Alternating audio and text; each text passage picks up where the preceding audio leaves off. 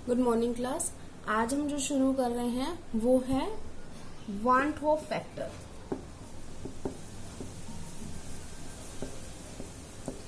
वान Hoff factor क्यों आया light में, उसे समझने के लिए पहले आपने जो न्यूमेरिकल के थे उनको एक बार याद रखना पड़ेगा। जो न्यूमेरिकल थे उनमें आपने मोलर मास कैलकुलेट किया था, और जो मोलर मास कैलकुलेट किया था आपने कोलिगेटिव प्रॉपर्टी की मदद से, वो आपका ऑलमोस्ट सबका सही आना चाहिए। लेकिन कुछ केसेस के अंदर, जैसे कुछ आयनिक, जो जितने भी आयनिक सॉलिड्स हैं, आयनिक होते हैं, जैसे फॉर एग्जांपल हमने NaCl का कैलकुलेट किया, इसका वो नहीं आया जो उस मोलर मास उसका एक्चुअल में होता है। तो इसका कितना आया, उसका लगभग उससे बहुत ज्यादा कम आया, हाफ आया एक्चुअली। तो लेस देन वैल्यू आई जो उसकी ट्रू वैल्यू है उससे। तो एक्चुअल में मान लो इसकी वैल्यू आई थी कितनी होगी इसकी, 23 प्लस में 35.5, तो कितना हो गया, ये इसकी एक्चुअल वैल्यू क्या है 58.5 U, बट इसकी जो आई वो लगभग इससे हाफ आई। ठीक है ना। तो इसका मतलब जो मोलर मास कैलकुलेट किया गया वो अप्रोक्सीमेटली कितना आया, वो अप्रोक्सीमेटली आया इतना आया, अप्रोक्सीमेटली बता रही हूँ। तो इसका मतलब इस वैल्यू से तो लेस आ रही है। ठीक है। दूसरे केस में क्या हुआ, हमने लिया एसिटिक एसिड। एसिटिक एसिड जो है, एसिटिक एसिड के अंदर जो वैल्यू आई, वो जो वैल्यू इसकी फॉर एग्जांपल आप कैलकुलेट कर लो अभी। एक्चुअल में वैल्यू इसकी कितनी, एक्चुअल मास इसका कितना है, एक्चुअल मास है इसका कार्बन 12, 3, 12, 16 दूनी 32 और एक हाइड्रोजन। ये हमने कैलकुलेट कर लिया 6 और 6 12 और एक 13, 12 और 3 हाइड्रोजन के लिए, एक 12 इसके लिए, और ऑक्सीजन 32। बेटा ये लिखना नहीं है, ये मैं आपको कैलकुलेट करके दिखा रही हूँ। एक हाइड्रोजन के लिए, और ये हो गया हमारा 6, 6, 7, 8, 9, 10 और 4, 5, 60 आया अप्रोक्स। ठीक है। तो हमारा जो एक्चुअल मास है वो अप्रोक्सीमेटली कितना है, 60 है।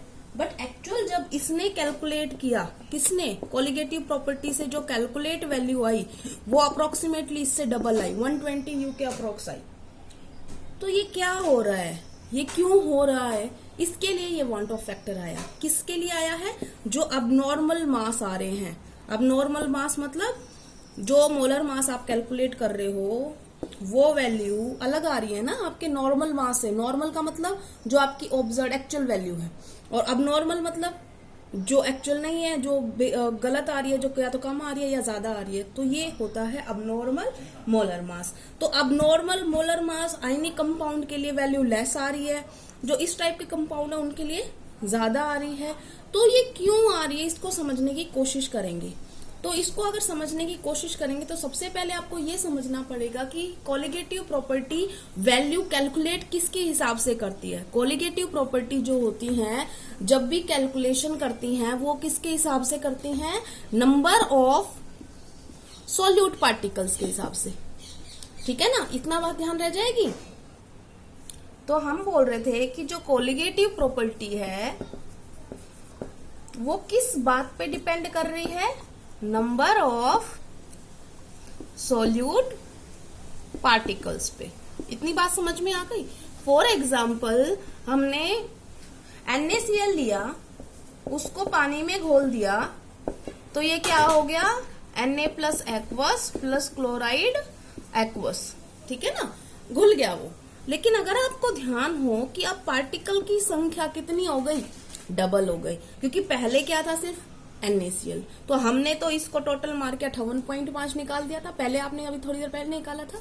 लेकिन जब कोलिगेटिव प्रॉपर्टी, क्योंकि वो जब सॉल्यूशन में आएगा तो सॉल्यूशन में तो उसे 2 आयंस दिखाई दे रहे हैं, तो इसका मतलब वो क्या करेगा, वो मोलर मास को लेस कैलकुलेट करेगा, क्योंकि उसके लिए ये क्या हो गया है, ये कम हो गया है, या इकट्ठा नहीं है। तो इकट्ठा होता तो मास ज्यादा आता ना, लेकिन उसके लिए क्या हो गया, ये टुकड़े हो गए 2। तो कोलिगेटिव प्रॉपर्टी की जो वैल्यू आएगी, अगर एलिवेशन पूछोगे या डिप्रेशन पूछोगे तो कोलिगेटिव प्रॉपर्टी की वैल्यू ज्यादा आएगी। ठीक है। लेकिन जो मोलर मास कैलकुलेट करोगे आप, उसकी वैल्यू क्या आएगी, लेस आएगी। कोलिगेटिव प्रॉपर्टी की वैल्यू ज्यादा आएगी। क्यों आएगी, क्योंकि कोलिगेटिव प्रॉपर्टी डिपेंड कर रही है नंबर ऑफ सॉल्यूट पार्टिकल से। यहाँ पर क्या हो गया, डिसोसिएशन। क्या हो गया, डिसोसिएशन। एक जो आयनिक कंपाउंड था वो दो में टूट गया, तो दो सॉल्यूट पार्टिकल्स डबल हो गए, तो कोलिगेटिव प्रॉपर्टी भी क्या हो जाएगी, उसकी जो आएगी वैल्यू जो भी आएगी, जैसे हमारे पास कितनी है, RLVP है, तो डिप्रेशन ज्यादा आएगा, एलिवेशन भी ज्यादा आएगा, ये जो डिप्रेशन इन फ्रीजिंग पॉइंट है ये भी ज्यादा आएगा, लोअरिंग इन वेपर प्रेशर ज्यादा होगा, और ऑस्मोटिक प्रेशर की वैल्यू भी ज्यादा आएगी। ये बात समझ में आ रही है, क्यों, क्योंकि यहाँ पे नंबर ऑफ सॉल्यूट पार्टिकल्स बढ़ गए। इतनी बात समझ में आ गई। और अगर आपको ध्यान हो, कितनी भी आपने कोलिगेटिव प्रॉपर्टी करी हो, कितनी भी, फॉर एग्जाम्पल आपको किसी का भी फॉर्मूला याद हो, सारी कोलिगेटिव प्रॉपर्टी जो थी वो मोलर मास के बटे में थी, मतलब इनवर्सली प्रोपोर्शनल है। कोई भी कोलिगेटिव प्रॉपर्टी उठा के देख लो आप, देखो सीधी सी बात, अगर आपको कुछ याद नहीं, आपको इतना तो याद होगा, हर एक colligative property number of moles of solute के प्रोपोर्शनल थी। तो हम इसको अगर ये मान लें, हर colligative property number of moles of solute पे डिपेंड करती है, तो number of moles of solute क्या होता है, W बाय मोलर मास। तो मोलर मास किसके रिस्पेक्ट में चला गया, इनवर्सली प्रोपोर्शन चला गया ना।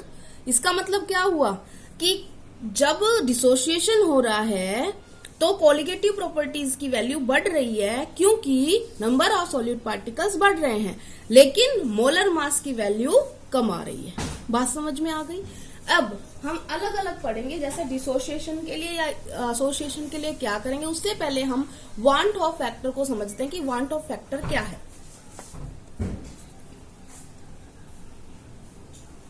जो वांट ऑफ फैक्टर है, वांट ऑफ फैक्टर होता है बेटा, इसको हम I से डिनोट करते हैं, ठीक है ना। और इसको अगर हम कोलिगेटिव प्रॉपर्टी के हिसाब से लिखें तो जो ऑब्जर्व्ड कोलिगेटिव प्रॉपर्टी है बटे में क्या चली जाएगी, calculated colligative property.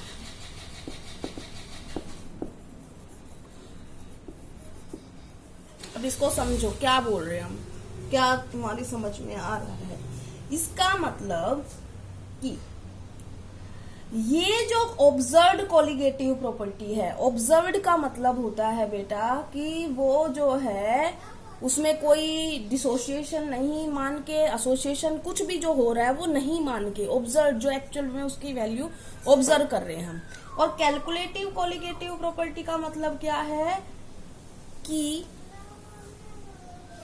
Calculated property का मतलब है कि कितने नंबर ऑफ पार्टिकल्स होंगे उसके बिफोर। ये आफ्टर वाला है, ये बिफोर वाला है।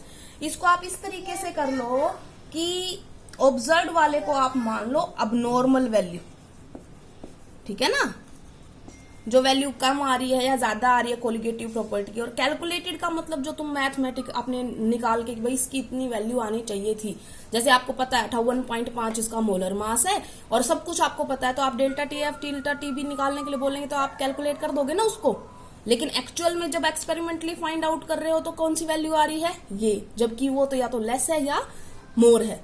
तो ऑब्जर्व्ड का मतलब है अब नॉर्मल कोलिगेटिव प्रॉपर्टी, ठीक है ना। कैलकुलेटेड का मतलब है नॉर्मल कोलिगेटिव प्रॉपर्टी। तो आप इन दोनों में से कौन सा भी लिख सकते हो, ठीक है। तो ऑब्जर्व्ड या अब नॉर्मल कोलिगेटिव प्रॉपर्टी, कैलकुलेटेड और नॉर्मल कोलिगेटिव प्रॉपर्टी। ये बात समझ में आ गई, ठीक है।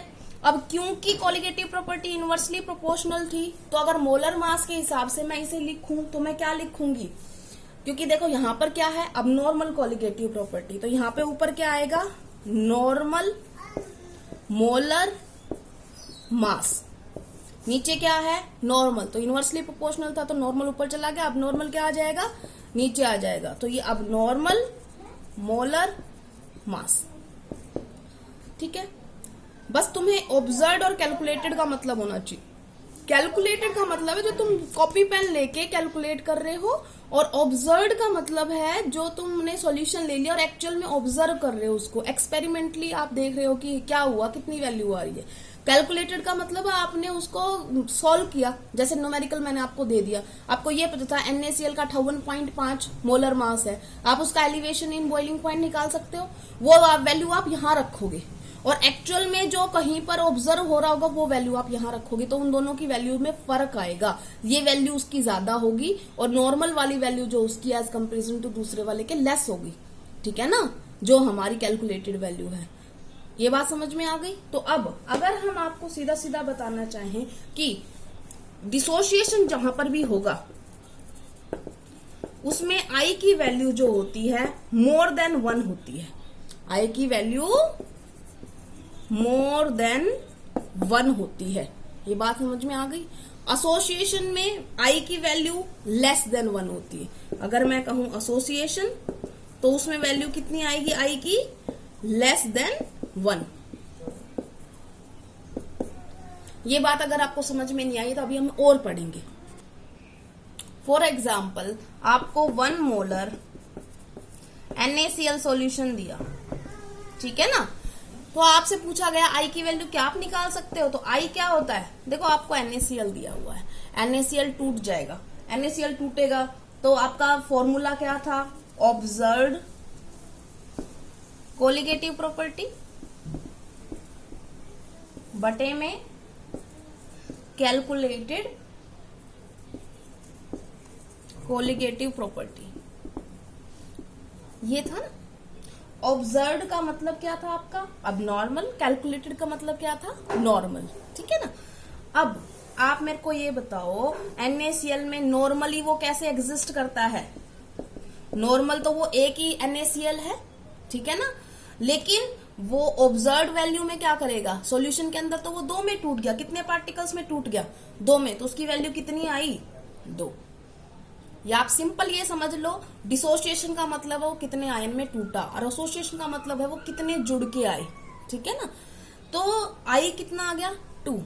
अगर इसी तरीके से मान लो मैं दूसरा सॉल्यूशन लूं और आपसे पूछूं कि 1 molar aluminium sulphate solution provided है और 1 मोलर NaCl सॉल्यूशन जो ऊपर दे रखा है वो प्रोवाइड है, किसके अंदर? एलिवेशन इन बॉइलिंग पॉइंट या डिप्रेशन इन फ्रीजिंग पॉइंट या किसी भी कोलिगेटिव प्रॉपर्टी को पूछ लूं कि किसके अंदर ज्यादा एलिवेशन होगा या डिप्रेशन होगा या लोवरिंग इन वेपर प्रेशर होगा या किसका ऑस्मोटिक प्रेशर ज्यादा होगा, तो जिसकी आई की वैल्यू जितनी ज्यादा होगी उसकी कोलिगेटिव प्रॉपर्टी की उतनी ही वैल्यू ज्यादा आने वाली है ना। तो इसमें आई की वैल्यू कितनी है? उसकी तो हमने निकाल दी थी। उसकी कितनी आई थी? 2 आई थी। इसके देखो कितने आयंस बनेंगे? 2 तो एल्युमिनियम ने बना दिए और 3 सल्फेट के। कितने आयन बन रहे हैं? 5। तो इसका मतलब इसकी आई की वैल्यू क्या आएगी? 5। जितने आयंस उतनी आई की वैल्यू। याद रह जाएगा। तो डिसोसिएशन तो सिंपल है, याद क्या रखना है कि जितने आपको उसके फॉर्मूले में आयंस दिखे उतने आप उसके आई की वैल्यू लिखाओ, ठीक है। तो अब आपसे मैं क्वेश्चन पूछूंगी, उसका जवाब आपने देना है। आपको 1 मोलर NaCl दे रखा है, 1 मोलर MgSO4 दे रखा है, 1 मोलर K2SO4 दे रखा है और 1 मोलर Al2SO4 की थ्राइस दे रखा है और आपसे पूछा है बताओ किसके अंदर एलिवेशन सबसे ज्यादा होगा? Elevation in boiling point. तो एक बार देखो इसको, इसके कितने पार्टिकल? आई की वैल्यू कितनी आएगी? 2। इसके 2, इसके 3, इसके 5। 2 और 3 5। तो सबसे ज्यादा एलिवेशन किसके अंदर आएगा? इसके अंदर। समझ में आ गया। चाहे कोई डिप्रेशन इन फ्रीजिंग पॉइंट पूछे, कोई एलिवेशन पूछे तो ये है, ठीक है। इतना समझ में आ गया, ठीक है। अब एसोसिएशन के लिए बात करते हैं। एसोसिएशन में उल्टा काम है। अब डिसोसिएशन में तो बढ़ रही है संख्या, एसोसिएशन में क्या होगा? जैसे फॉर एग्जांपल हमने एसिटिक एसिड बोला था कि एसिटिक एसिड के साथ क्या हो रहा है, उसकी वैल्यू जो आ रही है मोलर मास की वो ज्यादा आ रही है, जबकि एक्चुअली उसका इतना है नहीं। उसका एक्चुअल में 60 है बट उसकी वैल्यू कितनी आ रही है? 120। तो इसी की वैल्यू को लिख लेते हैं। ये है नॉर्मल वैल्यू, ये है अब नॉर्मल वैल्यू। आई की वैल्यू क्या थी? आई की वैल्यू थी मोलर मास के हिसाब से नॉर्मल मोलर मास बटे में अब नॉर्मल। तो ये कितनी है नॉर्मल वैल्यू? 60। अब नॉर्मल कितना है? 120। कितनी आई? 1/2। इसका मतलब क्या है? इसका मतलब ये है कि हुआ क्या है इसके अंदर, एसोसिएशन के अंदर 2 मॉलिक्यूल्स थे, वो उन्होंने हाइड्रोजन बॉन्डिंग बना ली, ठीक है। और हाइड्रोजन बॉन्डिंग बना के वो ऐसे रह रहे इकट्ठे। डाइमर, डाइमर सुना होगा ना आपने, क्या होता है डाइमर? क्या होता है? डाइमर होता है जो दो यूनिट हमेशा एक साथ रहती है। तो इनके बीच में हाइड्रोजन बॉन्डिंग बन गई और ये दोनों एक दूसरे के साथ हमेशा रह रहे हैं। अब ये रह रहे हैं तो वो तो कोलिगेटिव प्रॉपर्टी तो कैलकुलेट किसके हिसाब से कर रही है? कितने पार्टिकल्स हैं, तो पार्टिकल्स की संख्या तो कम हो गई ना। हुआ क्या है, तुम्हारी क्लास में 32 बच्चे हैं, ठीक है, लेकिन हर बच्चा अपने एक जोड़ीदार के साथ रहता है, ठीक है ना। तो हर एक का जोड़ीदार है, तो तुम्हें अगर जोड़ियां पूछनी होंगी तो कितनी बताओगे तुम? 16, ठीक है। तो नंबर ऑफ पार्टिकल्स उसके हिसाब से, कोलिगेटिव प्रॉपर्टी तो सिर्फ पार्टिकल्स को देख रही, तो वो जोड़ियां देख रही है ना। बात समझ में आई? इसके अंदर जोड़ियां बन रही हैं और उसमें क्या हुआ है, उसमें मान लो आप डेस्क काउंट कर रहे थे डिसोसिएशन में कि एक डेस्क एक बच्चा होना चाहिए था, बट एक डेस्क पे 2 बच्चे बैठे हैं, तो इसका मतलब नंबर ऑफ पार्टिकल्स बढ़ गए ना। एक डेस्क में 2 बच्चे हैं तो ऑटोमेटिकली वो 32 से कितने पे कैलकुलेट करेगा? 64 कैलकुलेट करेगा। बात समझ में आ गई? जो डिसोसिएशन है उसमें वैल्यू बढ़ती है, एसोसिएशन में वैल्यू 1 से नीचे जाती है। तो किसी में अगर 3 मॉलिक्यूल इकट्ठे होंगे तो 1/3, किसी में 4 होंगे तो 1/4, ज्यादातर वैसे 2 ही इकट्ठा होते हैं तो 1/2। बात समझ में आ गई? आई की वैल्यू एसोसिएशन के लिए लेस देन 1 होती है और डिसोसिएशन के लिए मोर देन 1 होती है, ठीक है बेटा। इसी के साथ आपका ये चैप्टर खत्म होता है। अगर आपको कोई डाउट है तो आप मुझसे पूछ सकते हैं। Thank you class.